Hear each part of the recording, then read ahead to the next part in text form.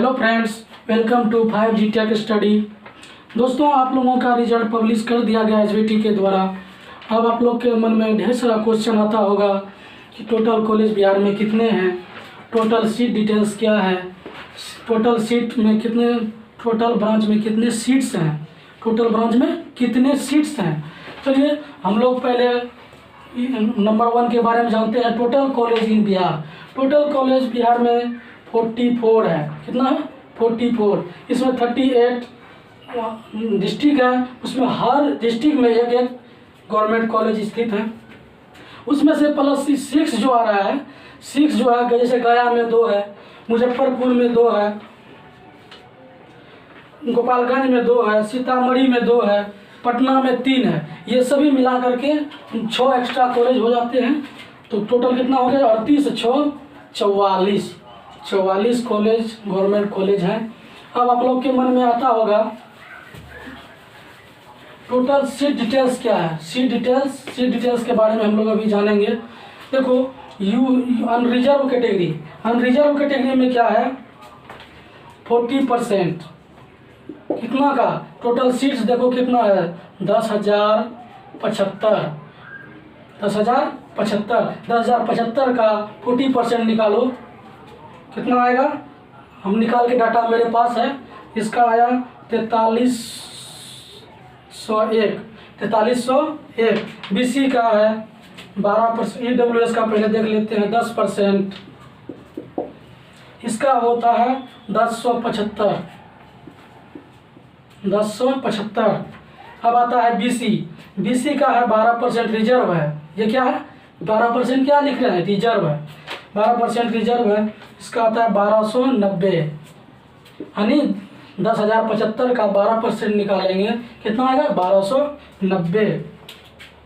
अब आता है EBC का 18% रिजर्व है। 10,075 का 18% हम अगर निकालते हैं, कितना आता है? 1935। SC का 16% रिजर्व है। इसका कितना आता है? 1720। ST का 1% है। इसका 1% निकालेंगे तो 108। RCG यानी गर्ल्स के लिए है। RCG मतलब रिजर्व हो गर्ल्स के लिए। रिजर्व कितना है? 3% आरक्षण के रूप में 323। 10,075 का 3% निकालेंगे 323। TWF, आपके मन में आता होगा कि TWF सर क्या है? TWF के बारे में हम बता देते हैं।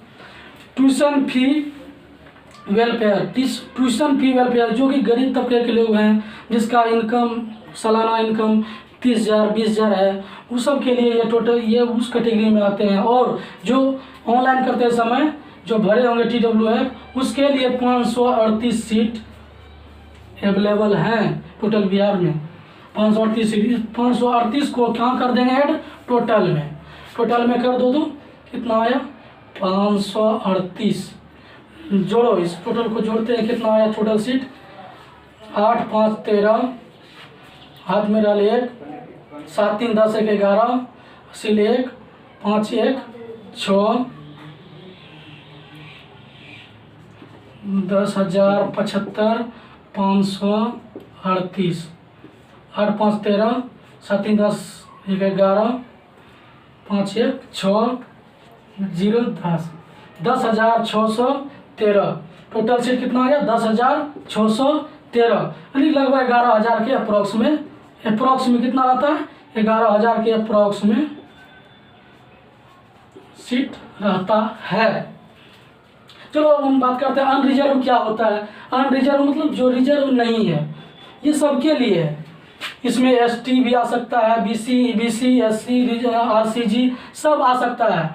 जो मान लो हम BC के स्टूडेंट हैं, जब हम फॉर्म अप्लाई किए थे, अगर उसमें BC कैटेगरी हम नहीं डाले थे, मान लो मिस हो गया, BC कैटेगरी नहीं डाले, तो तब किस में होगा आपका? ऐसा नहीं कि एडमिशन नहीं होगा, आपका एडमिशन होगा। किसके कैटेगरी, किस अनुसार से होगा? वो अनरिजर्व से हो जाएगा, अनरिजर्व से होगा। दोस्तों ध्यान दे रहे हैं कि अनरिजर्व में उसी का होगा जिसका रैंक थोड़ा अच्छा है, सब चीज़ अच्छा है, तो अनरिजर्व में होने की ज़्यादा संभावना बनता है। लेकिन अगर गलती हो गया है तो आप लोग घबराइए नहीं। जैसे कि EWS का, जैसे EBC का मान लो, EBC का 18% रिजर्व है। इसका तो रिजर्व है, इसमें कोई घुस नहीं सकता है, एकदम कन्फर्म है। 1935 सीट है पूरे बिहार में। ईबीसी के लिए कन्फर्म है, ईबीसी के लिए कन्फर्म है, इसमें कोई संदेह नहीं है। मान लो ईबीसी कैटेगरी के बच्चे अपना कैटेगरी जब फॉर्म ऑनलाइन किया था तो उसमें ये अपना कैटेगरी नहीं दिया, हो सकता है मिस प्रिंट ऑनलाइन में हो सकता है, तो ऐसा नहीं उसका एडमिशन नहीं होगा इस कैटेगरी से ना होगा करके वो किस में होगा, अनरिजर्व में होगा, अनरिजर्व से होगा। देखो पहले यहाँ 50% हुआ करता था, अनरिजर्व में 50% हुआ करता था। जब EWS कैटेगरी जब मोदी सरकार आए, हमारे देश के प्रधानमंत्री श्री नरेंद्र मोदी, वो ये जो अनरिजर्व है उसमें 10% घटा दिया। 50 था 10% घटा दिया, 40 हुआ, 10% किसमें दे दिया, EWS में। EWS का मतलब वही होता है जिसका सालाना इनकम, राजपूत ब्राह्मण भूमिहार ये सब बड़े बड़े कास्ट जो है ये उसी कैटेगरी में आते हैं, और जिसका इनकम 8 लाख पर ईयर है, और उससे कम है, 8 लाख पर ईयर से कम है, उसको EWS में रखा गया। जो ऊपर है अनरिजर्व में ये है 10% इसमें आरक्षण दिया गया, किसमें, बड़े बड़े कास्ट का EWS कैटेगरी में उसको आरक्षण मिला है। चलिए अब हम बताते हैं, मान लो EWS का कोई कैंडिडेट है, बड़े कास्ट का हुआ, EWS से फॉर्म भरे हुए हैं, तभी इसको ये 10% का लाभ मिलेगा। अलावा अगर नहीं भरा है तो ये क्या होगा, अनरिजर्व से एडमिशन कराएगा। तो आप लोग को कंफर्म हो गया होगा कि बढ़िया से ये सब डिटेल हम समझ गए होंगे। चलिए हम तीसरा टॉपिक लेते हैं, टोटल ब्रांच में कितने सीट्स हैं, टोटल ब्रांच में कितने सीट्स हैं। चलिए हम डाटा को कलेक्ट करते हैं। देखिए सबसे फर्स्ट नंबर पे हम देते हैं सिविल इंजीनियरिंग, सिविल इंजीनियरिंग, इसमें टोटल सीट्स है 2200, कितना सीट्स है 2200। मैकेनिकल सेकेंड नंबर में, मैकेनिकल में भी 2200 सीट्स हैं।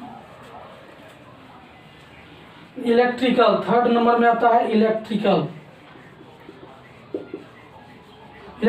में भी 2100 सीट है। इलेक्ट्रॉनिक्स फोर्थ नंबर में आता है, इलेक्ट्रॉनिक्स में 2100 सीट है। कंप्यूटर साइंस में भी 2000 सीट्स हैं।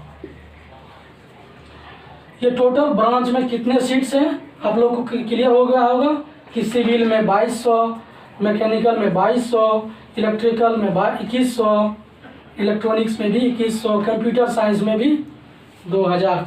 आप लोग पूरा डिटेल कंफर्म कर लिए होंगे बढ़िया से। चलिए आप लोग को सब क्वेश्चन क्लियर हो गया होगा। चलिए नेक्स्ट वीडियो में हम लाएंगे कौन सा ब्रांच अच्छा होगा। आप पूछिएगा आप लोग सीनियर से सीट के बारे में, कौन सा ब्रांच के बारे में आपको वही अच्छा से बता सकता है जो इसमें पढ़े